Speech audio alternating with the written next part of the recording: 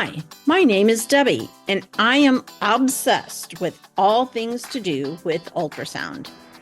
I'm an empty nester who has spent the last 28 years scanning in all different kinds of situations: clinics, hospitals, point of service, emergency departments, private offices, echovascular, general, high risk OB, and want to dive down deep into all things to do with technology, techniques, and transformation.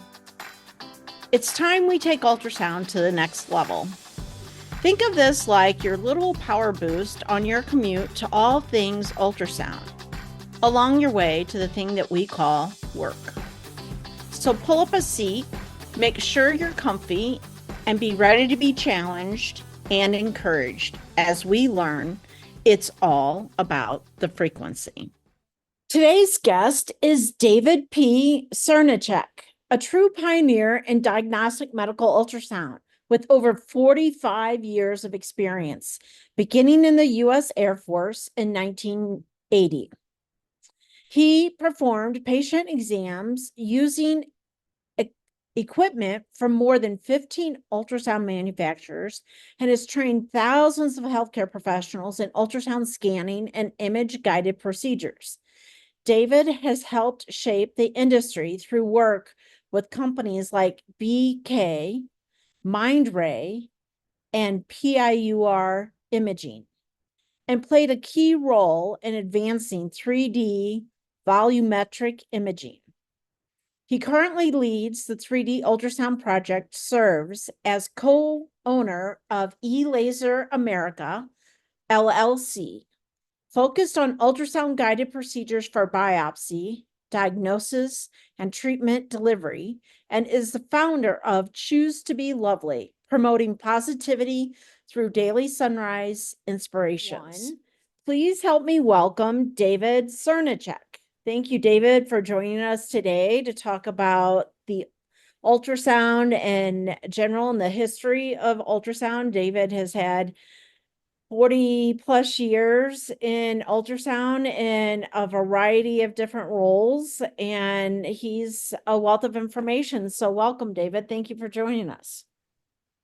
Thank you, Debbie, for asking me to be here. I'm excited to share a little bit of the things that have gotten me through the last 45 years of ultrasound experience and loving the field. And hopefully this gets a couple of people excited about joining us in this journey of ultrasound. Absolutely. So let's just start with how you got started in the field of diagnostic ultrasound. Well, Debbie, it goes back to actually when I was in high school. I had a great biology teacher that had 3 years of biology in high school. And in the second year of biology, we did a first year nursing A&P book. And I got hooked on wanting to get into the field of medicine somehow, some way. And so I ended up joining the United States Air Force right out of high school. Into their radiologic specialist training to do x-rays and radiology procedures. And as part of that, they were talking about new emerging technologies. And this was 1980. So one of those new emerging technologies was computerized tomography, which we all know as CAT scan. And at the time, of course, CAT scan and with the technology, it was pretty boring for me. And I wanted to be a little more challenged. Then I saw diagnostic medical sonography. It was a hands-on practice. It was something that the person performing the studies had to be more than just a button pusher. You had to know more than just work yourself around a panel on controls. You needed to know anatomy, physiology, lab. You needed to know patient diagnosis, patient history, how to interview patients, how to exchange ideas and information with what you're seeing and what you're acquiring so that the physician can make the best decisions on how to follow up with either more testing or what needed to be done with the patient. And so you became an integral part of the team. So you became someone that had to literally help the doctor be an extension of his physical exam, and utilizing ultrasound as a visual stethoscope to see things that they suspected might be there, or to help them rule out things that weren't there. So I just fell in love with it. And 45 years later, through one form or fashion, I'm still involved with it, still love it, and wanted to see it to grow and become just an everyday staple in diagnostic uses for patients all over the world. Awesome. Well, first of all, thank you for your service to our military. So thank you. It's such a gift to us for our freedom, more and more every day. And so I don't want that to go unnoticed. No, thank you. Um, and thank you for sharing your 40 plus years experience here with us. I'm excited. As you know, you and I had talked earlier. I am preparing for today. I was getting excited because I thought, wow, there's a lot that we share in common that we've experienced together, but um Well, not to mention a connection to St. Louis. that's So, right. That's right. And I don't think we talked about this, but are you familiar with Beth Anderhub? I'm sure. oh yes, I've known Yeah. Beth for probably 30 years. Yeah. Yeah. So she was my instructor, Oh right? wow, I yes, went to yeah, school, and Mary Jane Baker. So hats off to them for sticking with education and teaching, and really imparted how important it is, because when I yes, was going to school, having a school for ultrasound was still kind of a new idea, yeah. right? And Uh, Beth was one of the pioneers to really to reach out and create a good quality organized program. Yeah, yeah, absolutely. And so, we stand on the shoulders of those who've gone before us. And as I've gotten older, I've just really had a deeper appreciation for those who did pioneer the way, yourself and Beth, and even some of my instructors at Mizzou, Dr. Doug Clem and Charlotte Anderson. Many of them really uh, put in a lot of hard work for us, Oh, absolutely. Yeah, helped keep our, we're vital and still are vital parts of our SDMS organization to keep this thing going and bring awareness to what we do, right? And sometimes just saying the same thing over and over again it gets kind of hard, right? But yeah, it does. they have stuck with it, and really kind of opened up the way for us. So hats off to you guys. Thank you so much for investing in me and in St. Louis area, right? Yeah. So what's some of the most significant advancements in ultrasound technology that you have been able to witness or impact the clinical practice? Sure. Well, from the time that I started, the first systems that I used were actually what we call the B scan contact scanners, where we literally had to control the activation of the ultrasound beam itself. And with a mechanical geometric arm, we had to move the probe over the patient and make contact. We would activate it with one hand, take pictures with a foot switch with the other. With a camera, we had to go to the dark room and process the images, take them to the radiologist, and then go back and get any additional images that were necessary. So we were taking hundreds of slices, just like CAT scan, and it was doing slice by slice tomographic ultrasound, and we would do it from multiple angles. So we had to think three-dimensionally, but it was really hands-on. You had to develop a different way of hand-eye coordination, and it was quite the challenge. And of course, the image quality was, not what we've come to expect today, Right. 40 years ago. Or at But best. it was a way to use non-invasive methods, and especially coming from radiology, where we're used to using X radiation, to be able to see inside the body, become that visual stethoscope. And so as the technology, the electronics got better, the processing got better, the scientists writing the algorithms and translating that data. There's always been more information available in every single ultrasound scan than what we could see with the human eye. The system was able to do that. And about every 3 to 5 years, I've seen some major advances. So we went from that. The first mechanical sector I saw was literally had a 60-degree window and a 20 frame per second rate. I mean, it was a windshield wiper. And when I started, we were utilizing black on white imaging instead of white on black imaging. So you spend a day in a dark room scanning, and you pretty much could guarantee a headache at the end of the day. Yeah. So that changed, that evolved. Some of the first real-time systems that I was fortunate enough to use was the ADR linear, which was literally just a big linear bar for doing OB, and had 4 focal zones, and it was the first real electronic thing I can remember seeing. And then that continued to go, and then we started getting new electronic type systems with annular or curved array.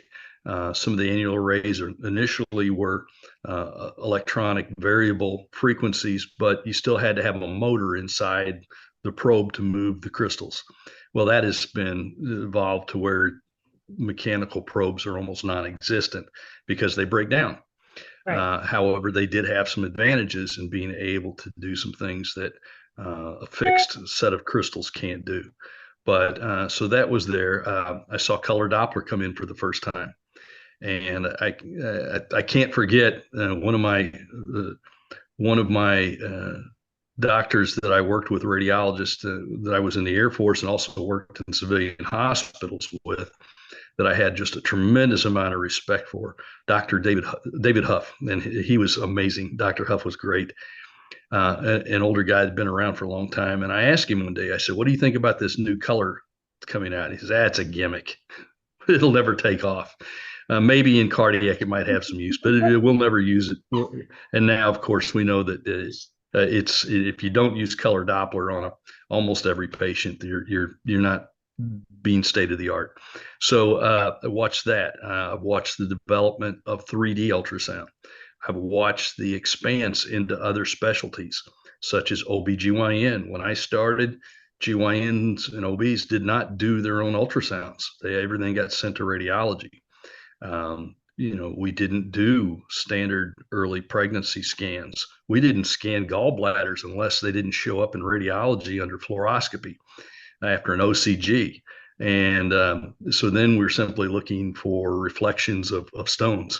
And of course, as we've seen the technology get better, we can now even look at the inflammation around the gallbladder. To watch this expand and start to be used ultrasound in real time for interventional procedures has been a tremendous advance. I remember the very first amniocentesis that I ever remember doing with an OB while I was in the Air Force, and seeing that needle go in and trying to verify its position with the baby and to draw out fluid and see the baby actually reach for the needle. That was something. And to watch this over the years, cardiology improve, right. Vascular Doppler, to actually be able to measure flow with some of the early systems. It's been amazing. And more recently, with the advent of AI technologies, the ability to get quicker amounts of data in real time with more information, utilizing the technology it's here, and it's only going to get better and faster. So, like I said, about every 3 to 5 years, I've seen big advancements in technology, how they process the images. We've gone from the old method of processing of the data to go into a scan converter to systems that now scan every point within the beam instead of point by point, so that there's no focal zones on a lot of the equipment now, because we used to always have to be constantly aware of changing the focus. In fact, when I started with the contact scanner, if you wanted to change your focal depth, you actually had to change the transducer by screwing it on and unscrewing it from the arm itself. So you had a short focus, medium focus, and long focus, and you would have to change those, and you had the different frequency crystals. So you had a whole box of individual crystals that would go from about 2 megahertz to about 7.5 megahertz for small parts. And you literally manually had to screw them on and unscrew them off the arm when Huh. you made these different changes. So, if you wanted to see the back of the liver, you had to put the long focus on with the low frequency. And if you wanted to do a thyroid, you had to take the little tiny 7.5 megahertz crystal and screw it on, and then still go slice by slice. And you can control how far you did that. It was either a half centimeter or a centimeter at a time with this mechanical arm that knew geometrically where you were.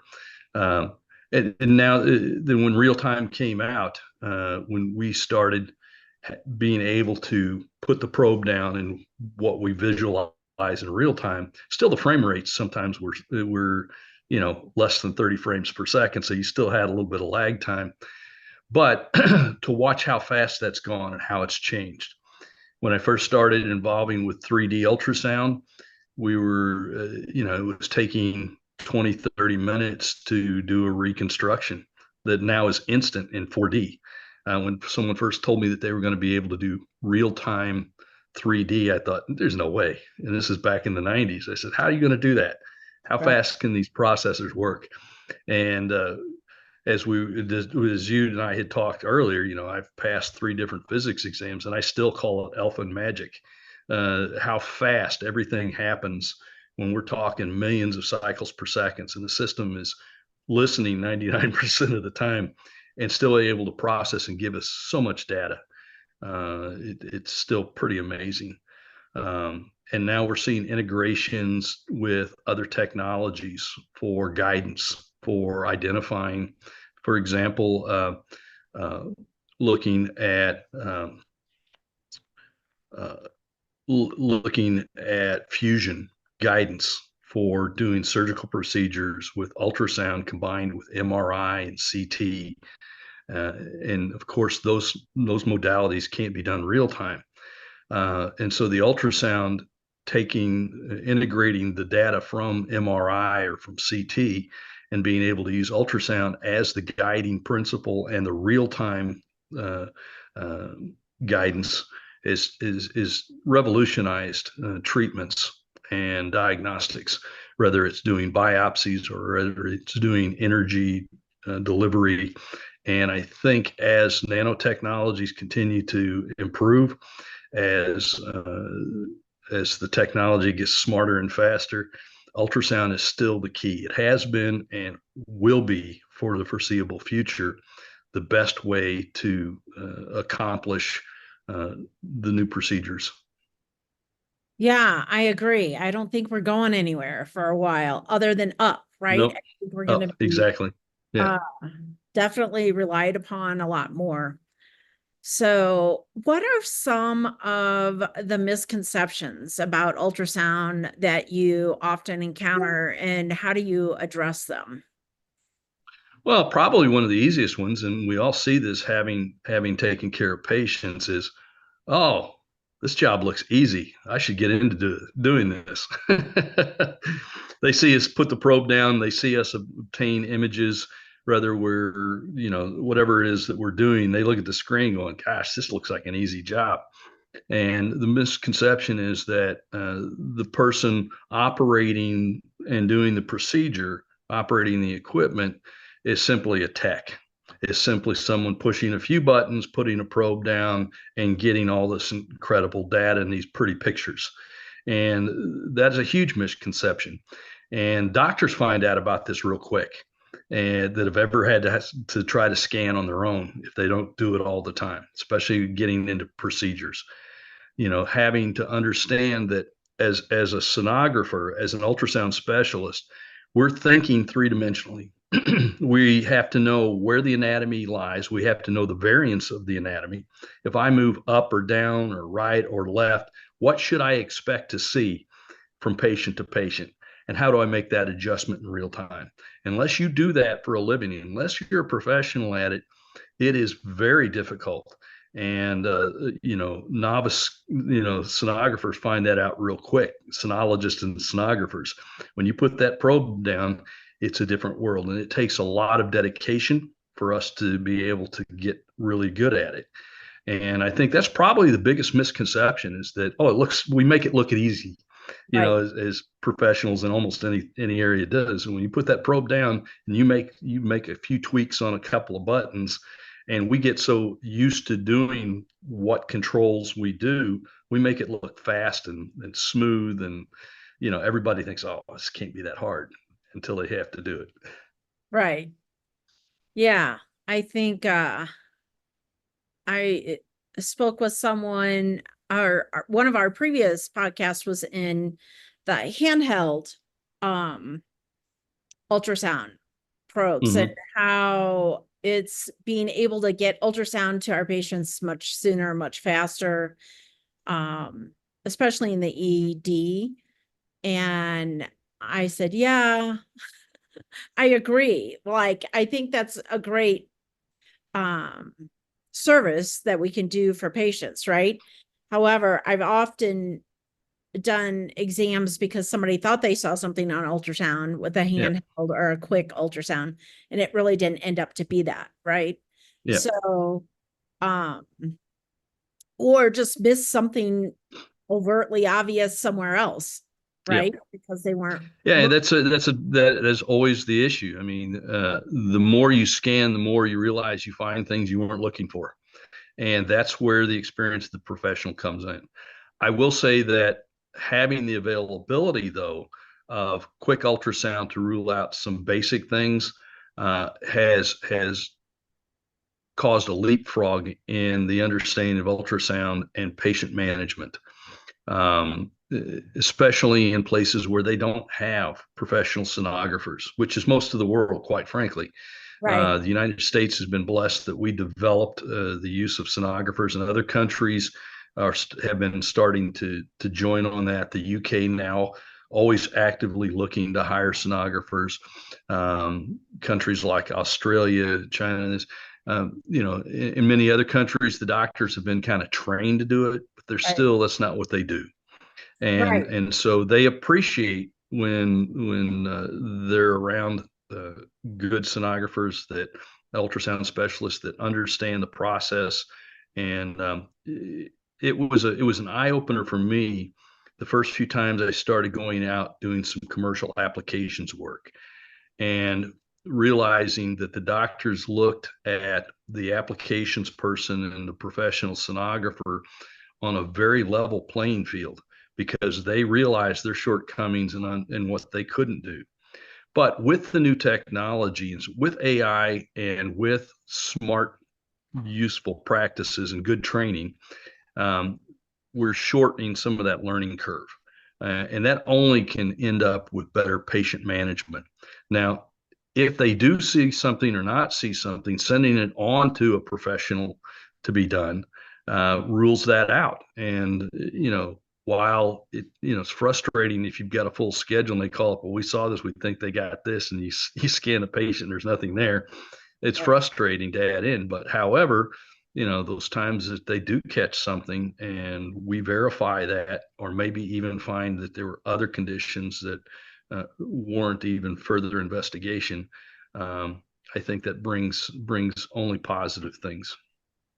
Yeah, I think we have to understand the benefits of it, like you stated, but we also have to understand the limitations of it, right? It's not designed for a Absolutely. full exam. Yep. And so it's Oh answer yes, and that comes into the training, and it comes in getting the information out to people, like you're doing right now, doing podcasts, doing webinars, doing hands-on courses, and really helping them understand the limitations and the focus. And then as they become better basic sonographers, and then helping them understand that they can expand what they're looking at. For example, I was heavily involved in the early days of endocrinologists starting to do fine needle aspirations. Mhm. They were so focused on being able to, get their fine needle aspiration, that they overlook things like parathyroid nodules and lymph nodes in the neck and other things that could be valuable to them. And but that's grown, and that takes time and experience, and it takes dedication from people like you to get the message out. There is more that ultrasound can do. You can't simply put a probe down and expect to have all the data that you want and quickly move on. And there are times from an emergency standpoint, from ED medicine, I was fortunate enough to work with quite a bit of ED medicine, um, where you're doing quick evaluations. Is there pericardial fluid? Is there ascites? Is what? And once they're trained and they're good with that, it's an amazing tool for them to be able to make quick evaluations with patients.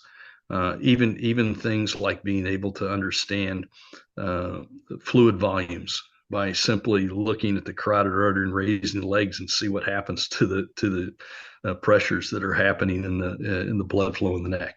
So there's so many good things, but again, it can be misunderstood and be just as we talked about the misconception. Well, this is easy. Once I have the ultrasound, I can look at anything, and I can quickly, oh, I don't see anything, so there's nothing there. Or, God, I don't know what that is. I better go. I would rather, though, that they take the road of caution, saying, I better go send this patient to have a Right. professional scan done. Um, but not every place has that available, especially in third world countries where they don't even have basic care for OB patients. Right. Yeah. Um, I think we're fortunate to, in America, be able to be trained to do it, right? We don't have to be Yes, a physician yes, in order to do it. yeah. So I'm When I started, there was like two schools in the entire country. right. You had Thomas Jefferson, and the University of Oklahoma was putting something together with their radiology program. But in 1980, you didn't have much choice. I came out of X-ray school in the Air Force. Um, I fell in love with ultrasound when I first started doing it. There was one book, the Sample and Sardi book, which was this big, thick black book, and all you had was some static images, and you had to learn to use descriptive terminology to describe, to try to look at what you were seeing. You would scan, you go, okay, this is hyperechoic, this is hypoechoic, I see this here, I see that there, I see shadowing, and you had to start putting two and two together to figure out what you were looking at. And now the coursework, the availability of specialty courses online, real time. You can even have apps on your phone that you can do comparative. A lot of the ultrasound systems today even will guide you through the entire scan process and have comparative images so that you can kind of learn as you're going along. It's tremendous. Yeah. Yeah, I agree. I think there's a lot. The sky's the limit. Like, I think we're just exploding, right? With Yes. technology and what it's able to show us and tell us. And I don't think they're going to get rid of us. I think we're just going to need more of us and more Well, of exactly. And that's not an easy thing to do because having trained thousands and thousands of people in ultrasound, I learned early on either someone looks at the ultrasound screen and sees things or they don't. And you can't, that's a learning process. That's how our brains operate. Some people are able to think artistically, three-dimensionally, see an ultrasound image and the very first time and go, wow, I see that. And you start pointing out things. Oh, well, look at this, look at this. And other people look at that all day long and going, I don't get it. right, So right. it's not for everybody, but when you do get it and you become passionate about it, there's nothing to me greater than being able to be a detective with ultrasound. Yeah, I agree. I think the part that, intrigued me too was um just the team environment, right? The Yes, close connection of working with a physician and the physician teaching me, okay, this is the process yes, of disease. And so I'm learning from the physician firsthand, right? While I'm Yes. also seeing disease in different stages, right? And Yep. understanding whole physiology behind it. So being a part of a team without having to be, like I like kind of being behind the scenes, right? The unsung Yeah. hero, I guess, kind of sort of say that was intriguing to me. So it's a dynamic. It's hard to keep track of everything that's available to us, I think. You Yes, know? it is. I mean, it can be overwhelming if you're, you know, there have been so many groups now that have been subspecialized. Vascular techs generally don't do cardiac echo techs don't do all Yes. the vascular studies. They don't do maternal fetal medicine. They don't do general scanning. And then there's the sub parts of that now where you have specialists such as endocrinologists. All they're doing is thyroid. They don't do anything else. Then you have gastroenterologists doing things, looking at livers and looking at pains. So there's so many different things that can be done, and it's difficult for any people just to be able to do everything. And that's why I've been really blessed to be an ultrasound specialist and having done everything. I've done cardiac, vascular, surgical ultrasound, procedural things, helped develop a few ideas with transducers and techniques. And so it's been a great challenge. And anybody that's looking for that kind of a challenge in life that doesn't just want to draw a paycheck, ultrasound to me is just is going to be a fantastic career choice and a way to help people and a way to help physicians make better decisions. I don't see it ending anytime soon.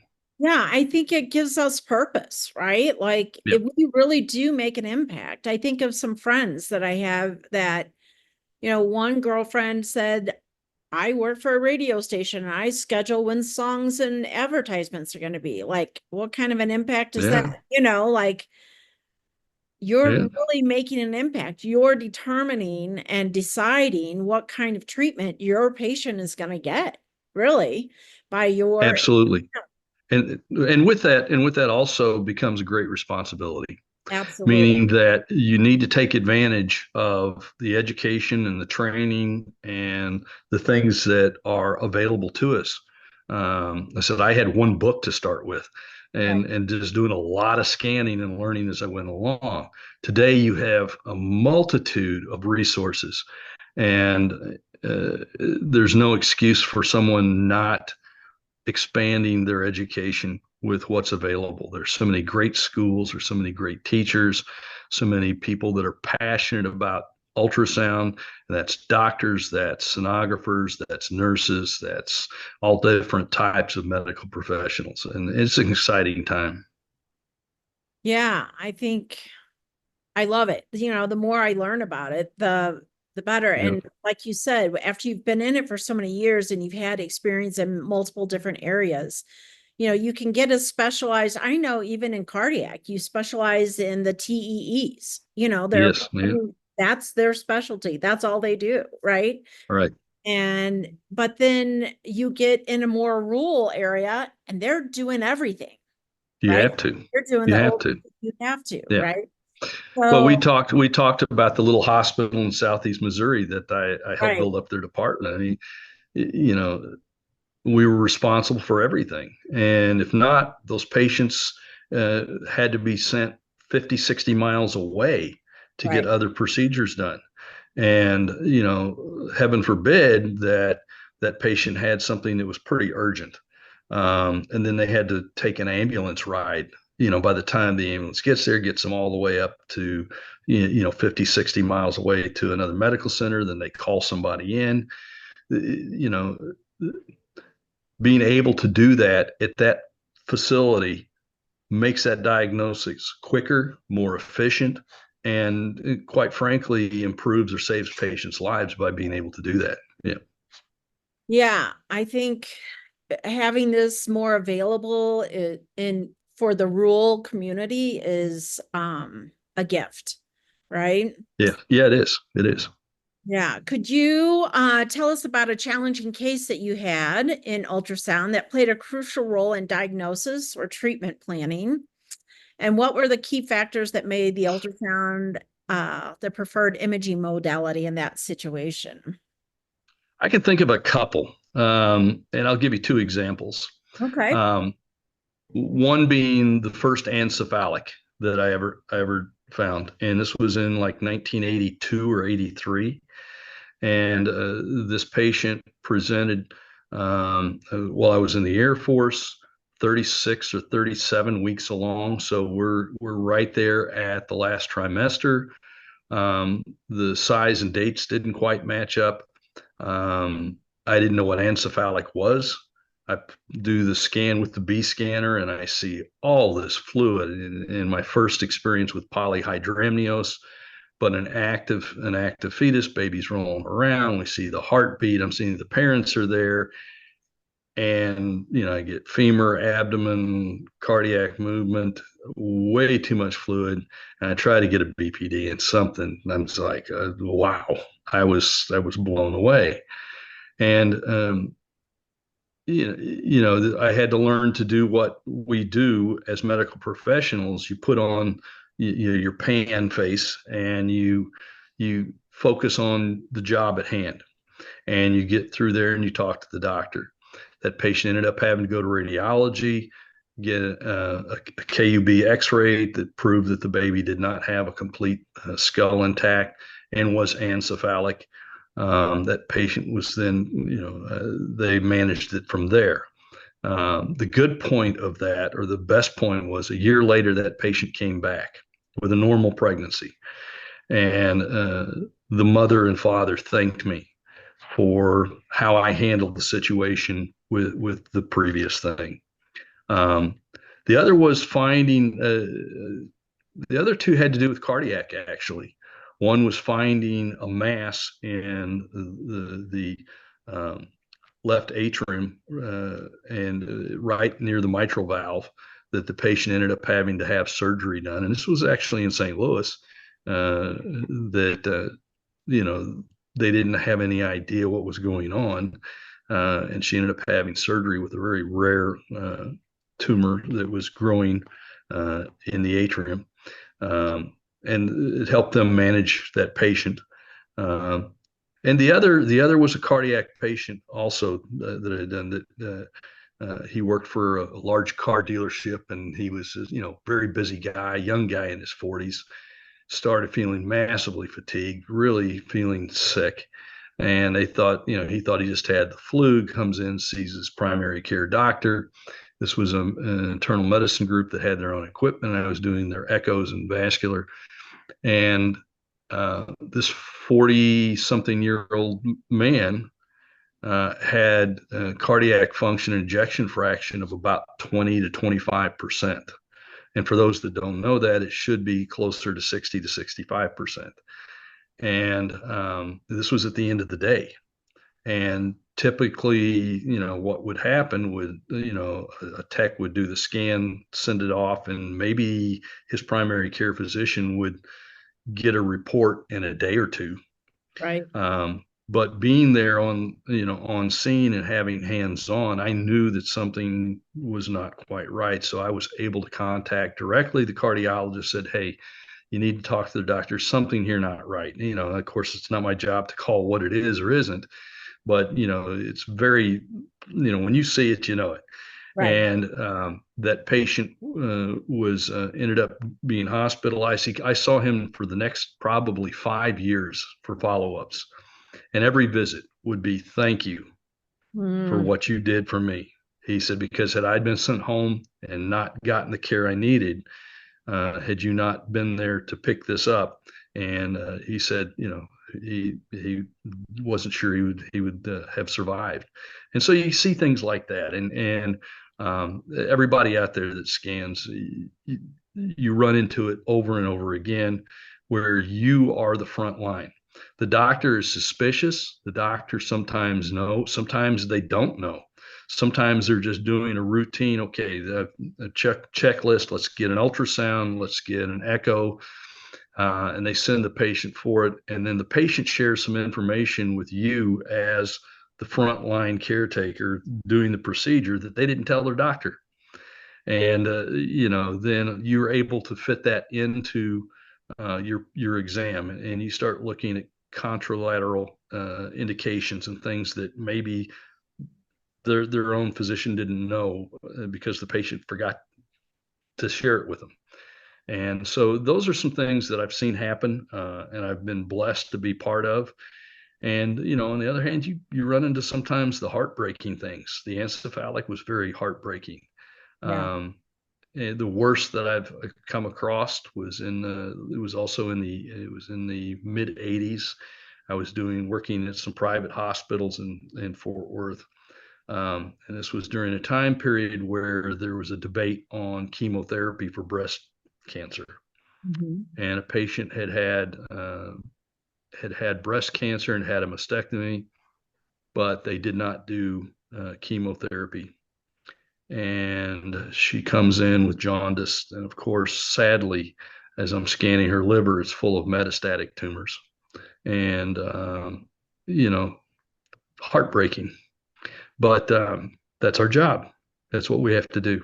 And so we do the best we can in challenging situations, but we are going to run. You're not going to be able to avoid challenging situations.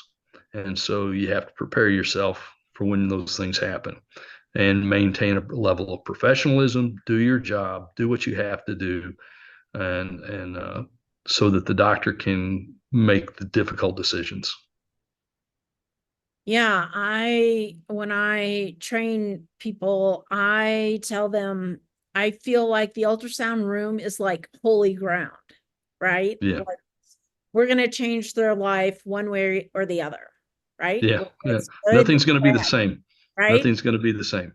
I'll never forget a lady, sweet, sweet lady, so kind and gentle, and was scanning her, and she was talking about this family cruise that they were going to go on, and but that she just had this really constant irritable gut belly kind of situation Mm. that's going on, that she wanted to kind of get worked out before she went on this cruise, full of meds, right? Uh, And I thought, wow, when her doctor tells her, maybe she can look at that family event as something to really cherish, yeah. right? Yeah.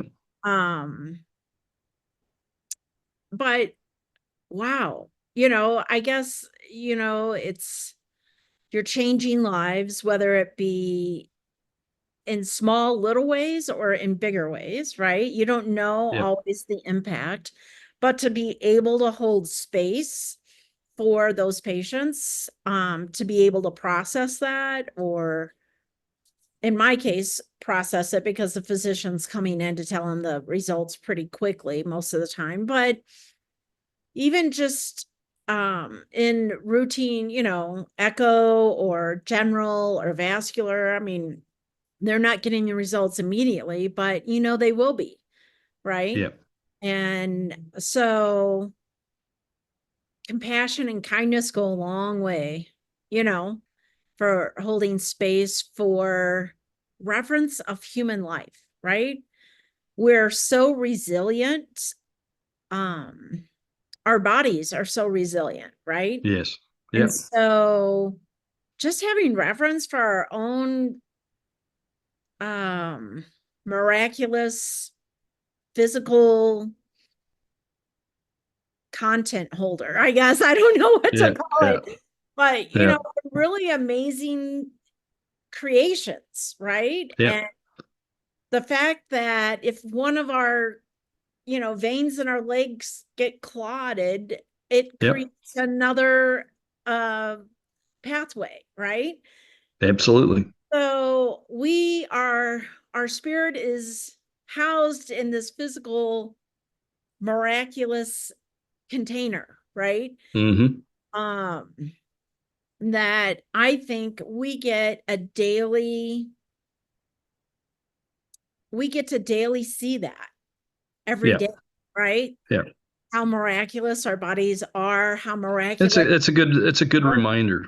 Yeah. this technology can see things, right? And It lets is, and us know. that's a good reminder because some folks get so into a rut where you get so overloaded with patients. This is why we need more sonographers and we need more understanding of some of the basics of ultrasound that can rule out things before they send it. You get into a very busy clinic and all of a sudden you're doing 10, 15, 20 patients in a day and it becomes such a burdensome routine. You're writing the reports you got to send, you get it, and they get burned out.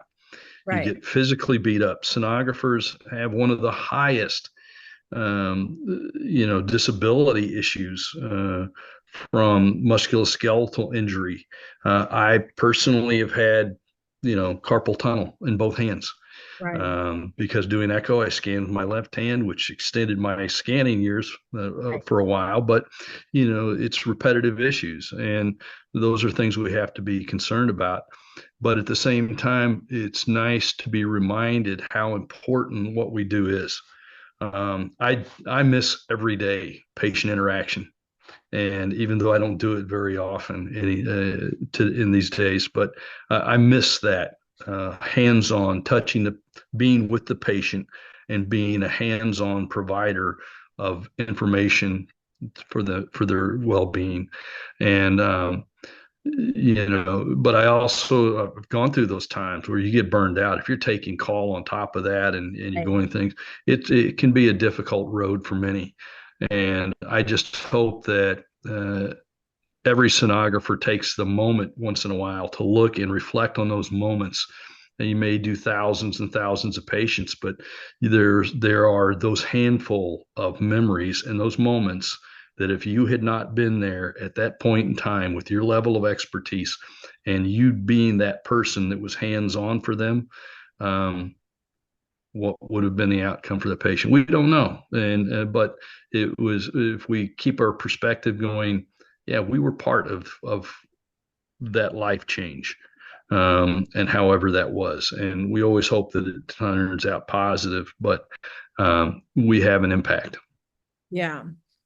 So you've been involved in a lot of training and education for ultrasound practitioners, much like myself. What Mhm. are some of the essential skills and knowledge areas that you emphasize when training new sonographers and clinicians? Well, I think we touched a little bit on it, is that don't underestimate what ultrasound can do and don't overestimate what you think until you put the probe down and start scanning with it. You need practice. You need time. The guy that helped train me said, David, he said, you're going to need to scan yourself about 8 hours before you start feeling confident. And with a contact scanner, that was quite the challenge, but it was possibly to do. Um, Learning how to handle a probe properly.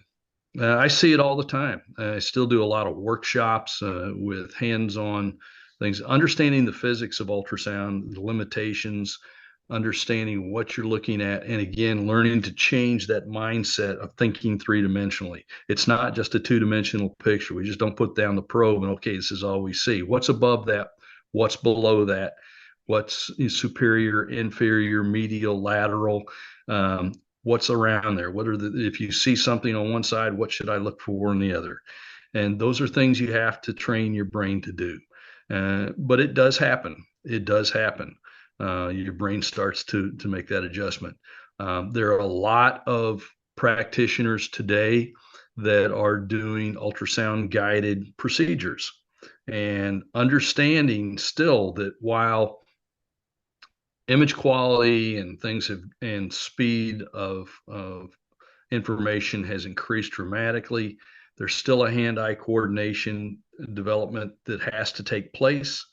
The beam coming out of any ultrasound probe is still only about the thickness of a credit card, and if you're sticking a needle in there that's only about 20 20 gauge needle or something, you need to be in plane, or you need to know where it's going to cross the plane and what that's going to look like.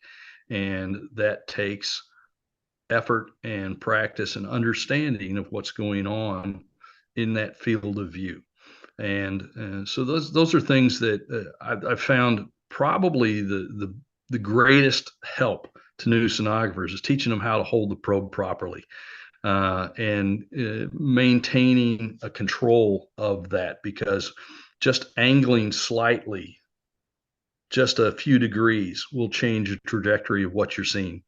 And there's some hands-on skills that I've been fortunate enough to teach people to do over the years that it's kind of changed the way that they do things. Back early days with the American Urologic Association, when they started doing hands-on courses with their urologist, um, getting them to understand when they find something, use both hands. Keep one hand on the patient and holding the probe, and then you want to change from transverse to sagittal, take the other hand and turn the probe and keep your hand in place instead of picking it up, grabbing it again, putting it down and trying to find it. Simple things like that. Yeah. So, I'm sure you have, with all your, we're talking about your clinical experience mostly, but I know you've had a lot of experience in just the technology, and you have a large community of people, I'm sure, that you work with in the different roles. So do you see, or what role do you see for interdisciplinary partnerships in advancing ultrasound technology in clinical practice? Well, there's a couple of things that have been happening. The younger generation of physicians and medical professionals used to playing video games. They're used to they're used Right. to thinking different ways, and working their hands separately, and looking at monitors and screens, and being aware of things surrounding them in their vision. So that's part of it. The role of engineers and software developers today is incredible. There's some brilliant minds, men and women, that are writing specialty algorithms that understand how to take the data that the ultrasound is creating and presenting it in a format on a computer or a screen or even your cell phone that we didn't conceptualize 20 years ago. um, so I think that bringing these different tools together with what ultrasound is, which is painting images with sound, being that visual stethoscope, as I like to call it, is it's limitless. And again, I don't think it's going to replace sonographers. I mean, when 3D first came out, I was involved with 3D back in 1990 to start with. I remember sonographers going, "Oh my God, that they're trying to replace us." No, Right. you still have to have that skill set. You still have to have that understanding of the anatomy, where to put things. While robots have come a long way with doing things, and they've tried all different types of methods, I saw a robot image recently where we're trying to hold a probe remotely. Still, patients are breathing, patients are moving. You got a lot of stuff going on that only the human touch currently is able to supply. And working that with educators, working that with engineers and software developers and medical professionals that keep thinking outside the box. How can we use ultrasound to help us better our solutions for patients' care? Those are all coming together and will continue to come together. And it's an exciting period of time. Yeah, I think so too. One thing I wanted to touch on before we close here in a little bit, but in your and I's conversation, I'd like to just talk about, because you've built a lot of departments, right? You've worked with Yes, hospitals and put equipment, financial statements and projections together and different things. yes, And so, you and I talked about the idea of the capital budget purchasing equipment versus leasing. Can you speak to that a yes. little? Yeah, I mean, the traditional model in hospital purchases and in medical imaging has been you put together a capital budget, you create everything, whether they're buying X-ray equipment or MRI or CT, and they think of that way as a long-term capital purchase. And so they basically break that down to like a 10-year increment. And having come out of the military, that was even worse because you had a VA budget. And by the time you got your equipment, it was outdated by the time you even got it from when it had been approved to be purchased. Um, Technology is only going to get faster and change quicker. Take, for example, your cell phones. You Mm-hmm. know, uh, I dare that to say that most people today, the cell phone that they use on a daily basis is not the one they had 5 years ago. Right. And now there are some people that they hold on to things and they get used to that. And then there's still people using flip phones, and that's great if that's what you're happy with. But Right. the technology is going to change. The speed of what it can do, the applications of what it can do, is only going to get faster and better. Using the old model that I'm going to go out and we're going to spend 50 to $200,000 on a piece of equipment and keep that utilized with as a current state of the art piece of equipment for 10 or 15 years doesn't work anymore. So, what are the alternatives for that? And I've helped talk to a lot of doctors and clinics and even hospitals when I was building departments. How do you stay on top of technology? And, from a financial standpoint and more on a technology standpoint. You can keep trying to buy stuff every 10 years and have to budget for these large capital purchases, which sometimes I know that in the budgeting with some of the major institutions, they're in a 3-year cycle.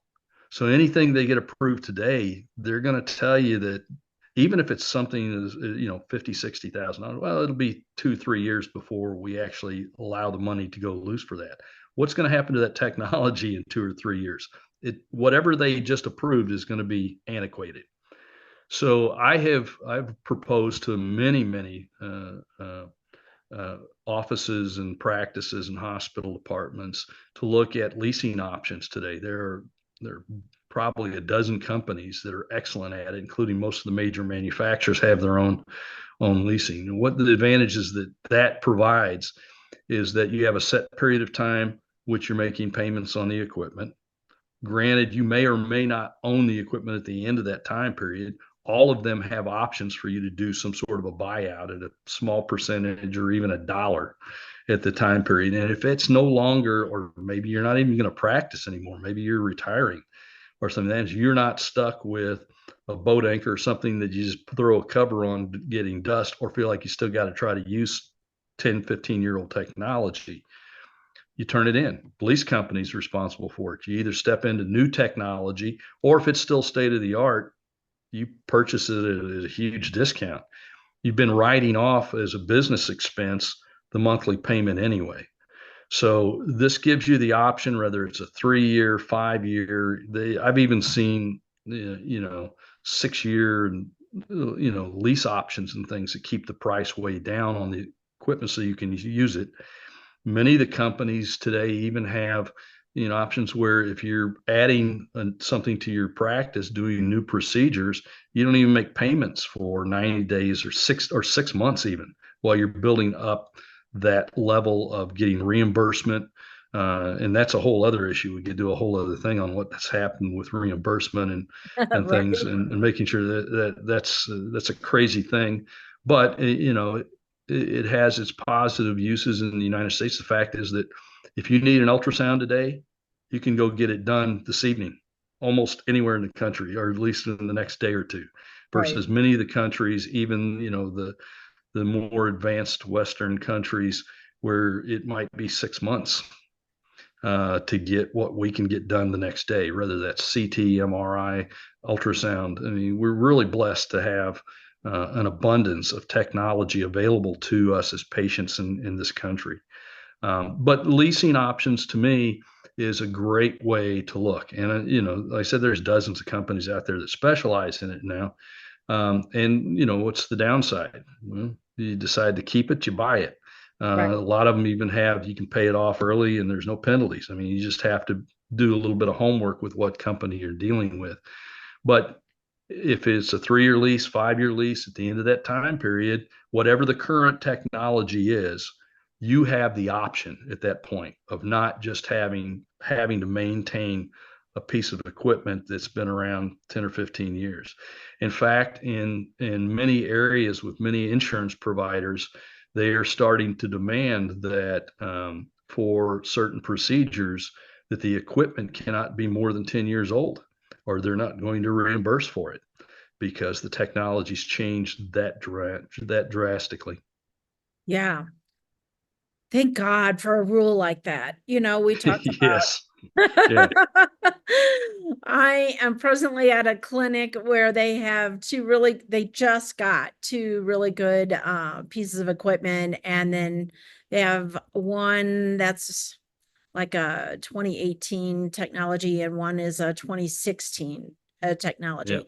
So it's frustrating to have a patient of a BMI of 50 and on that machine and you're working, your Yeah. fingers and your arm off trying to get decent images only to take them to the physician and they're like, nope, this isn't going to work because they're comparing your images Yeah. to what you could get on a good piece of technology, right? Yeah. Yeah. So it's almost like, well, why should I work so hard, right? Yeah.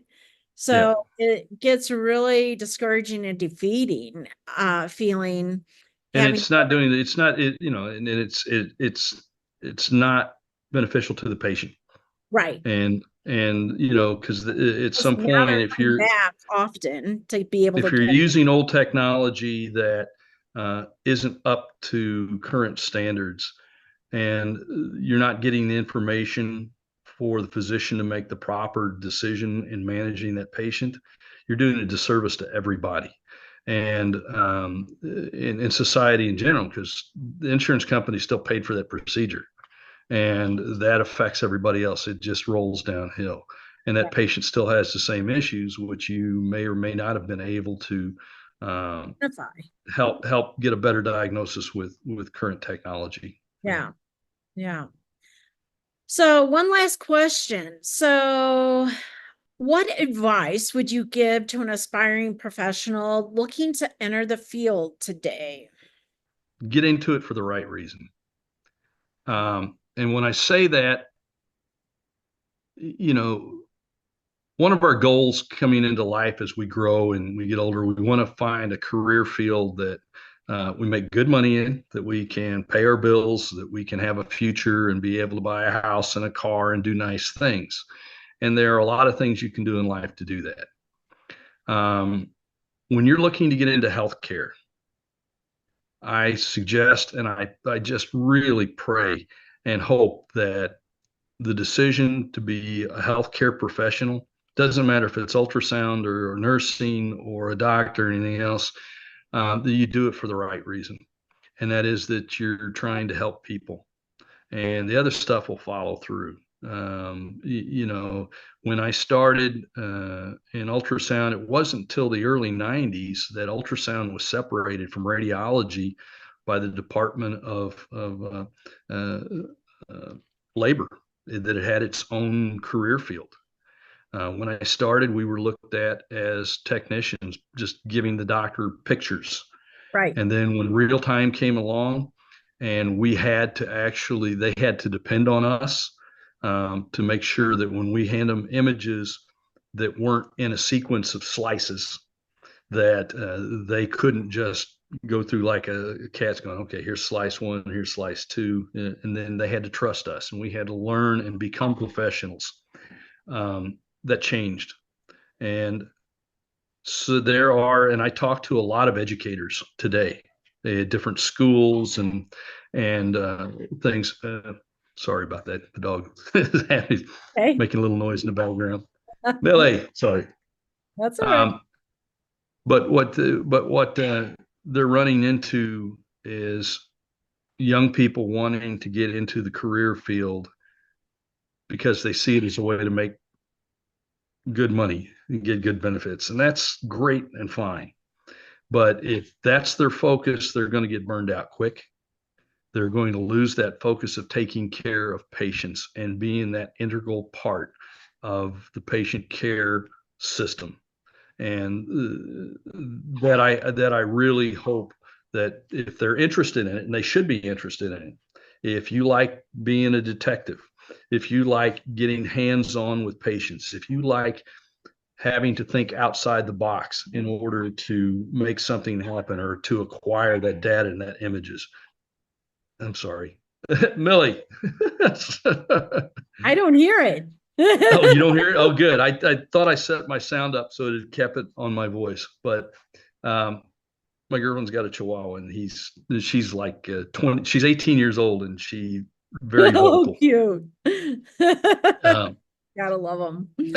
but back to what I was saying is that your focus needs to be on how can you be an integral key and a part of the healthcare process and the diagnostic process or the treatment process, the evaluation. Uh, you can have so much satisfaction in diagnostic ultrasound, and it doesn't matter if it's, I see this all the time on these different groups on social media. Well, I'm thinking about, I want to get into, should I go vascular? Should I do cardiac? Should I do abdominal? Should I do, OBGYN is my specialty and things. Everybody's going to have a passion that they like to do. And the more to me, the more I could do, the more I enjoyed it, so that I didn't get into a rut or a routine. But whatever you do, try to do it for a reason to help people. And I think you're going to be more satisfied. You're going to be happier with what you're doing. If all you're doing is how much money I can make, please go find something else to do. That's just my personal opinion, Right. because that means your focus isn't going to be about the patient. Your focus is going to be, what can I get out of it? How much can I get out of it? And then when I start getting I hear people, I don't want to take call. Well, I don't have, I only want to work in an office Monday through Friday and not take call and not have. Doing those extra things is where you get those extra experiences, and Right. you see things that you're not going to see on a Monday through Friday basis sometimes. And yeah, it's taxing at times. You don't have to do it forever, but be willing to put in the effort up front to learn as much as you can, to scan as much as you can, to see as many different situations as you can, because throughout the rest of your life and your rest of your career as a sonographer, that all adds to your experience. And you look back and going, man, I'm glad I did that. And I hope that anybody looking to get into the field today uh, would kind of think about those challenges. That it's not, I just don't want to punch a time clock and go home. And if you want to do that, fine. Good luck to you. But still, don't forget that anything that you do when you're touching a patient is so important. And I have tried to stress this, whether it's talking to salespeople learning ultrasound or applications people with companies. Anything you do affects the patient on the other end. When you're putting a transducer on a patient,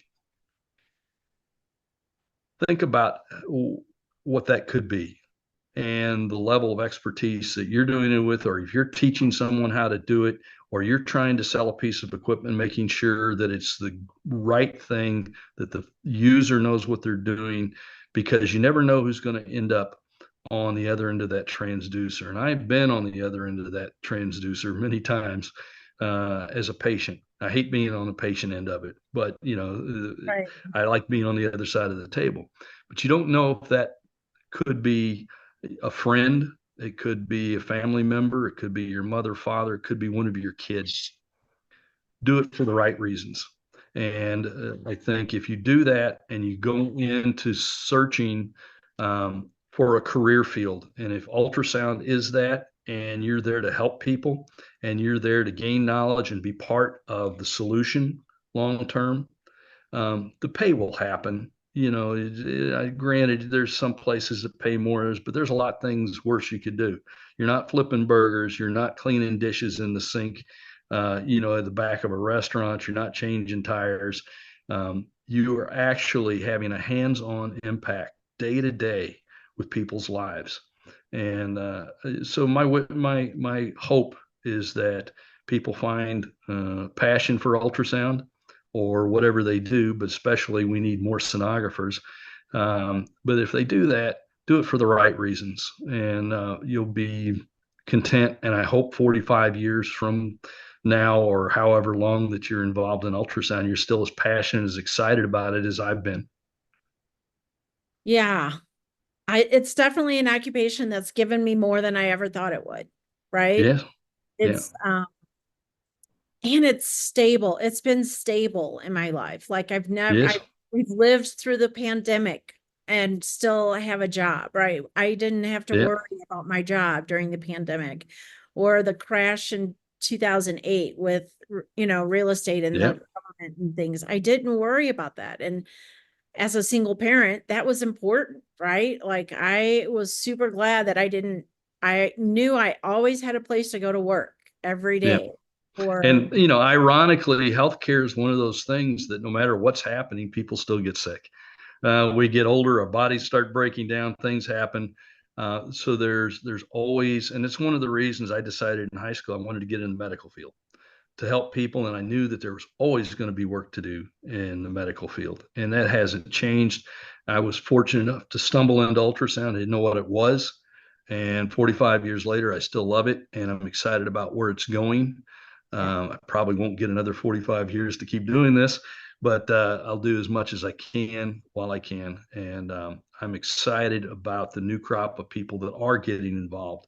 And I work with a lot of doctors that are now seeing how integral ultrasound is to their daily practice with their patients, and some of them are outstanding sonographers Right. at what they do. And but they will still come back to people like you and I to say, hey, how do I do this better, Right. and what can I do? And Well, it, it really is rewarding.